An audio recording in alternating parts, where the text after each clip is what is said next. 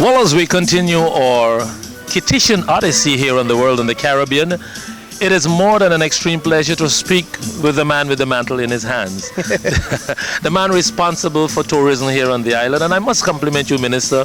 We've been going around so far and we have seen extremely great projects. We are so impressed, and I know our viewers will be impressed. And just for your information, this is Minister Tait, if I pronounce it right. He's Minister of Tourism and Commerce here on the island of St. Kitts. And Minister, a number of things have been happening, but first of all, would you like to tell our viewers exactly what is happening in the tourism sector from a Kittitian standpoint? Well, we are part of the global problem right now, and which we all know about. And you know, when they sneeze up in the metropolis, we catch cold here. We're having serious problems with tourism worldwide, the Caribbean being no exception. And we have to take a very careful look at what is happening and be very introspective at the same time to see what in the ordinary course of events we would need to fix anyway. So it's a time for introspection and solidifying things and making sure you don't become too careless.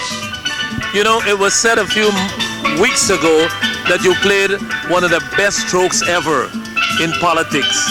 And it wasn't only a political stroke, but of course it was something very much humanitarian and very sensitive and touching when you invited members of the rescue team to come to St. Kitts for the next year or so at your invitation and the invitation of the Kittitian government, and relax their minds, free up their minds. Could you tell our viewers more about that? Well, it was not my idea, and it wasn't really a stroke. It was a gesture. The idea had its genesis in the St. Kitts Rotary Club. The members of the Rotary Club thought that it would be a nice thing to do. And that club, having very good relations with several Rotary chapters in the New York area, suggested to the tourism community here that we ought to consider doing that. And so it galvanized itself among the tourism stakeholders very quickly, and we moved on it. But it was really a gesture of compassion that had its origins in a community service organization rather than in my mind.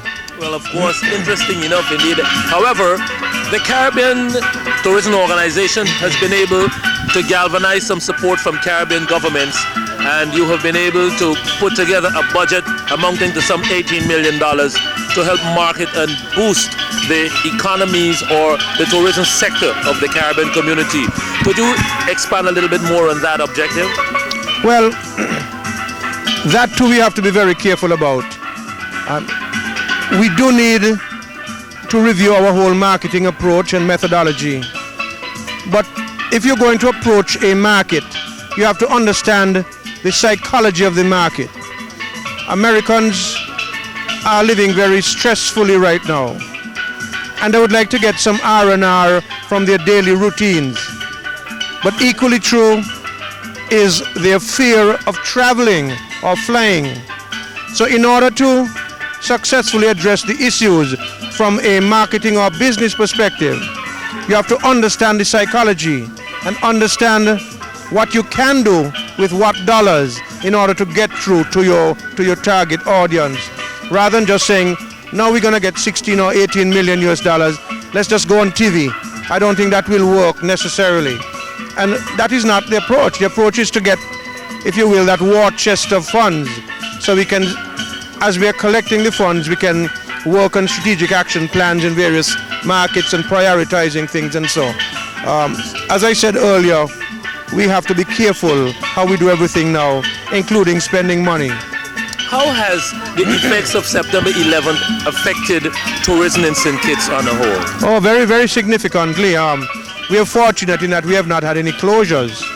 But as recently as yesterday, we heard that the Club Med in St. Lucia closed. 300 people lost their jobs. And I think that will be the situation in that hotel for at least 1 year. We have been less unfortunate. But we started taking measures in St. Kitts even before September 11th. We saw the economy of the United States was slipping. We saw the Japanese economy going into recession.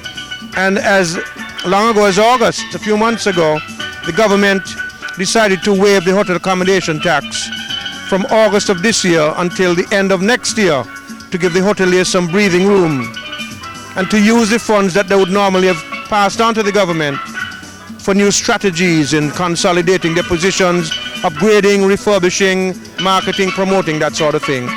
And so the concerns really arose before September 11th, but were deeply exacerbated by the events of September 11th. And Minister, finally, before I let you go, there are plans in the works for a new project. I think it's along the south coast of St. Kitts, the I don't think it's White Water, the White Gate. White Gate project. No. Could you tell our viewers about that? It's a very massive project. We were very impressed with it. Could you, expand some more on Well, it's on the north coast, actually. Okay. But you're having so much fun. You're mixing up north and south. That's good. White Gate is an area that it covers about 5 square miles. And what we envisage there is a broad development program. Agriculture, agro-industry, commercial development, residential development, golf courses, hotels, marinas, eco-lodges, mountain trails. Actually, it's a regeneration of the villages in that area, maintaining the cultural and architectural ambience of the island, because that's something that's very fundamental to our thinking. Maintaining and respecting our physical assets and our cultural heritage. That's our national identity. It's also our branding as a tourism destination. So that is what will happen over time as private enterprise becomes interested in the project. That is what will determine how much and how far that project will go. But that's not the only thing. We're doing a 900-room Marriott just back of us. In the first half of next year, we expect to see a Grand Lido started, super clubs, over here at Frigate Bay. Sometime in next year also, we expect to see a 3-hotel project being done in the Southeast Peninsula by a French group. We are talking to Hocking College in the United States now, out of Ohio, with a view to setting up an international hotel school of excellence here in St. Kitts to attract students from the United States, the Caribbean, and worldwide. Because the human resource development factor is fundamental to the whole program. That's right. It's no point having big buildings and your people don't get empowerment, and that's fundamental to our thing. So we're doing a lot of things. Well, Minister, it was certainly a pleasure for us to be here. This program will be aired, of course, in the United States. We'll certainly ensure that the tourism ministry gets a copy of it, and we'll use it to the best of our ability to assist in whatever way we possibly can with selling St. Kitts tourism product. We know it's a great product. I had first-hand look. My colleagues are very impressed. We've been around. We've seen places. This is our first to St. Kitts, and certainly we hope that the trend would continue. Thank you very much. All the best. Thanks for coming. Thank you so much for speaking All with the us. best. Yes. Minister Dwight Astafan on The World in the Caribbean, talking about St. Kitts and all that it has to offer. Honorable Rodney Williams, our brother minister from Antigua. Please stand again, Rodney.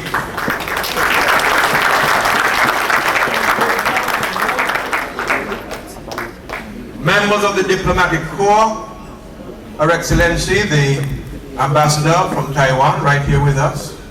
Excellency, please.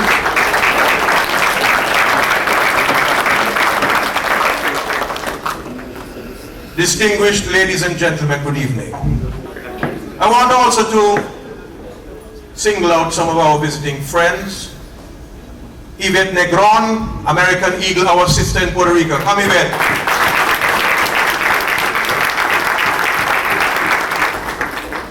I want also to recognize, it's funny because Mary, who is here from the United States, has just begun to understand and fall in love with cricket.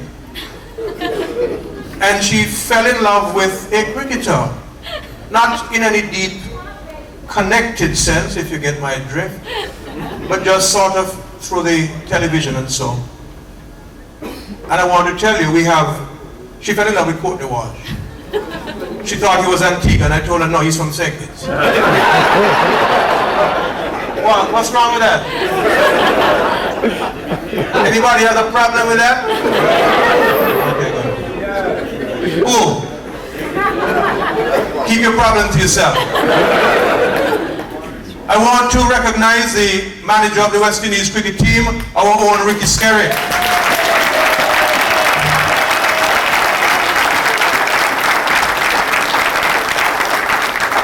And you know, we feel honored when good folks from our land come to these functions. Like Ricky. Ricky's our boy and everything. Ricky's here. But when Yvette is going to come from Puerto Rico, and people are going to come from Detroit and Boston, and our friend Rodney's going to come from Antigua, it makes it extra special. I want to tell you that I believe this tourism week has been the most impactful for me. And it shouldn't be surprising, because these are very trying times.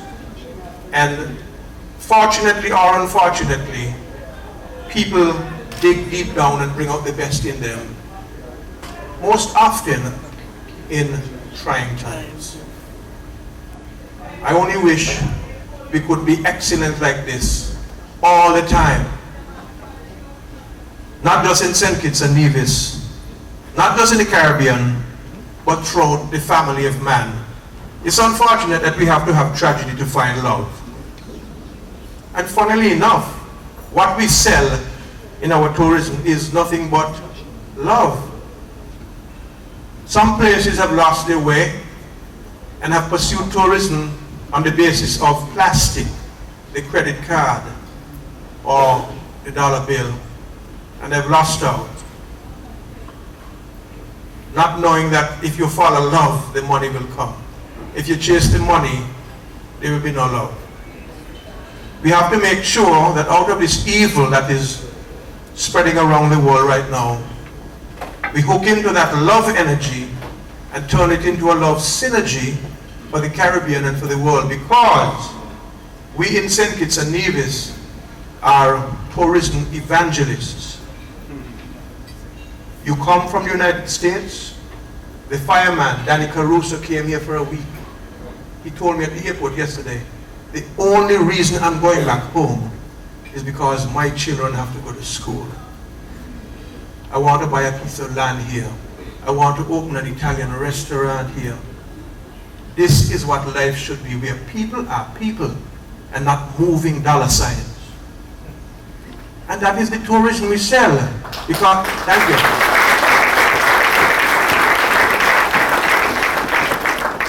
It must be based on the well-entrenched hospitality and genuineness and spontaneity of our people.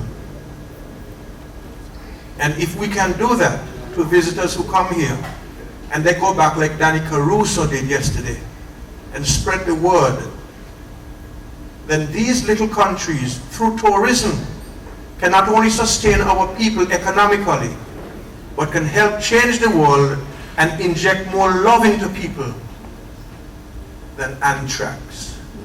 And I don't say that callously, because anthrax is an instrument of hate and murder. And tourism, this is where the evangelism comes in. Tourism must be the vehicle of love and humanity. And this is what we've been trying to do here. And so I want to thank everybody, and I mean everybody, because this has been a team thing. And this is why this year, this Tourism Week, has been the most impactful for me in my soul, because everybody has worked and brought out that extra bit of love and energy to make it a great success it has been. And I want us to set this as a standard for us and for the entire Caribbean and everybody who comes into this region of peace and love, to tell them that life is more than a credit card. I know Mr. Lawrence is not happy to hear that. No, seriously, life must be more than just the dollars. And when you talk to the tourists coming off the ship, how do you like St. Kitts? Love it. Don't change. Don't become like St. Thomas. Don't become like Puerto Rico. Don't become like the Bahamas. Stay how you are. Remain West Indian. Understand your culture, understand your pride, respect it. Be a people of the dignity that you have. And we will keep coming. You all are part of that. All of you who are going to get awards tonight are a part of this process. Continue working with us, because this evangelism is the thing that is going to save us all. Thank you very much.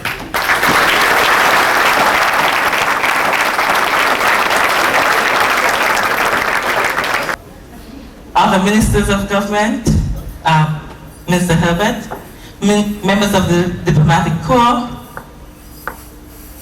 special invited guests.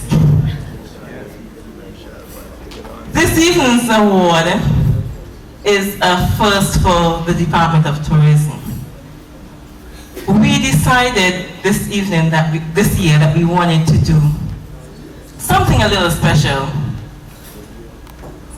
and bring our awardees over to Jakarta and wine them and dine them and collect some money from everybody else.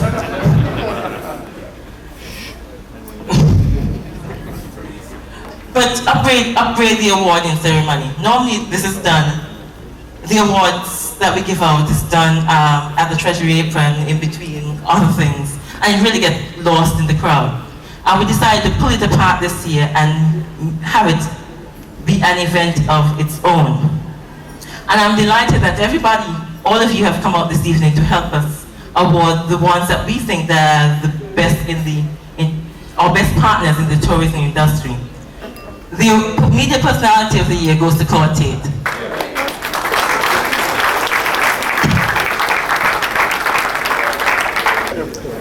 And Claude made sure he brought all the journalists to see him. There are more Guyanese journalists here on island than traditional journalists. Thank you very much, Christine. It's an honor to be here to accept this award. Among my colleagues, Mr. Clive Bacchus from Guyana, who is with the Observer. Mr. Bacchus, would you please stand and let them see how talented you are. Mr. Bert David of the Sportsman, the Labour Sportsman. Spokesman. I met these gentlemen covering elections. Bobby Vera, Clive Jones, Jamal Sankar from the Daylight, stand up brother, Cornel Young, our video. This is a serious operation. When you're promoting the Caribbean, and I've done it for the last 24 years. Mr. Minister,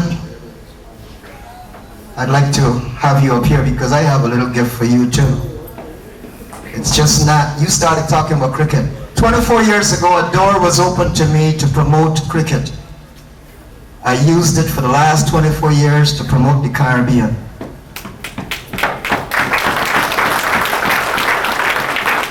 A friend of mine by the name of Keith Jones, who lives in Ocala, from Jamaica, spent all of his money to promote the #2 most popular sport in the world, cricket. #1 is soccer. We're about to have the World Cup. He's having a very tough time getting people to understand the importance of having videos of West Indies cricket. This is the tie test between the West Indies and Australia, Brisbane, 1960. Mr. Minister, this belongs to you. We are working very hard in making sure that cricket is recognized. If you go to New York in the tri-state area and you ask about cricket, they will tell you Claude Tait. I moved on from cricket, got into other things. Mr. Minister, this country has accepted me, and I would like to say thank you very much for being recognized this evening as one who have taken a serious job as promoting and preserving the culture of the Caribbean for the last 24 years. It's just begun.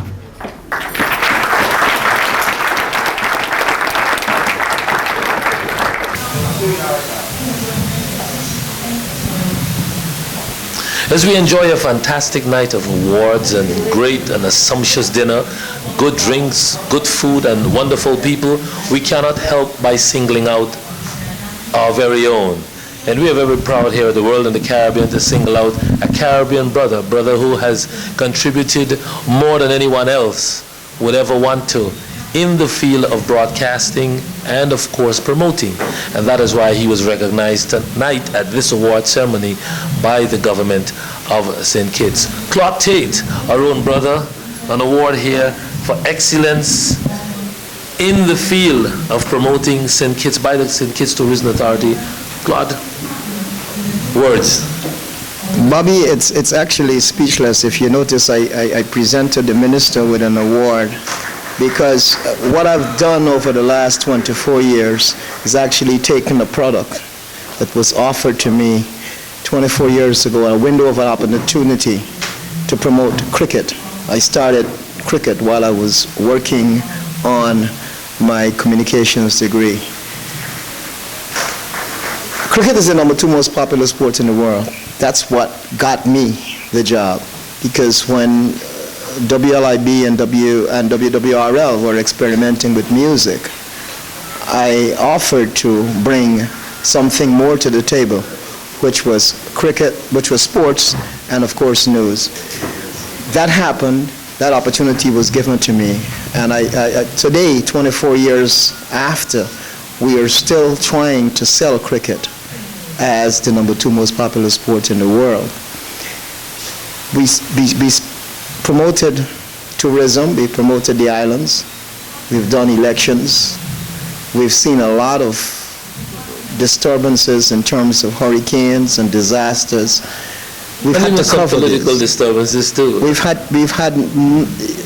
but when you have that opportunity to bring it to North America, one should not reduce itself and just bring it forward. And I was very, very proud over those 24 years.